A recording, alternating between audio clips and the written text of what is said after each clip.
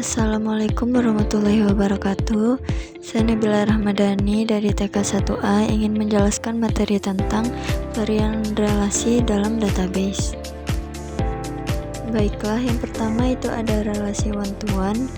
Relasi one-to-one adalah relasi yang mana setiap satu baris data pada tabel pertama hanya berhubungan dengan satu baris pada tabel kedua.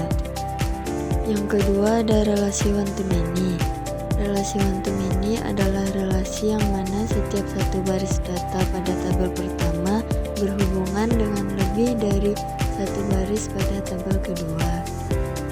Yang ketiga adalah relasi many-to-many.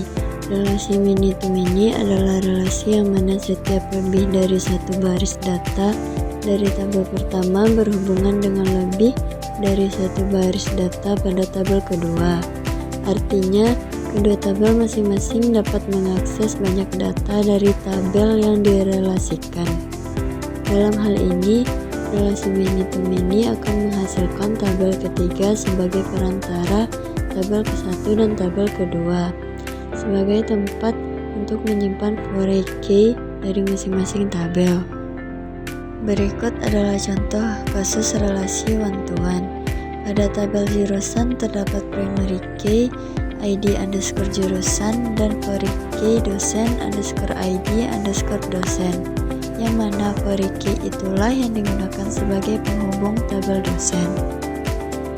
Selanjutnya adalah contoh kasus relasi one-to-many.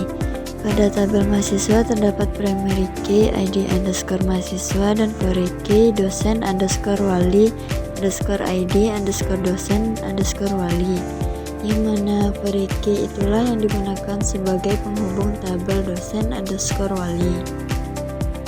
Selanjutnya adalah contoh kasus relasi many-to-many. Pada gambar di atas terdapat 3 tabel, yaitu tabel mahasiswa, nilai, dan mata kuliah. Tabel mahasiswa dan mata kuliah tersebut masing-masing berrelasi many-to-many dan menghasilkan tabel baru, yaitu tabel nilai.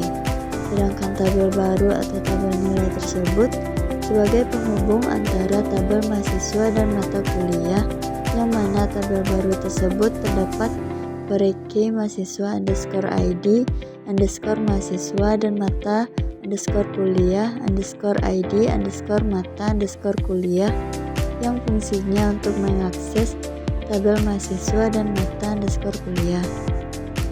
Baiklah, hanya itu penjelasan materi dari saya. Sekian, terima kasih.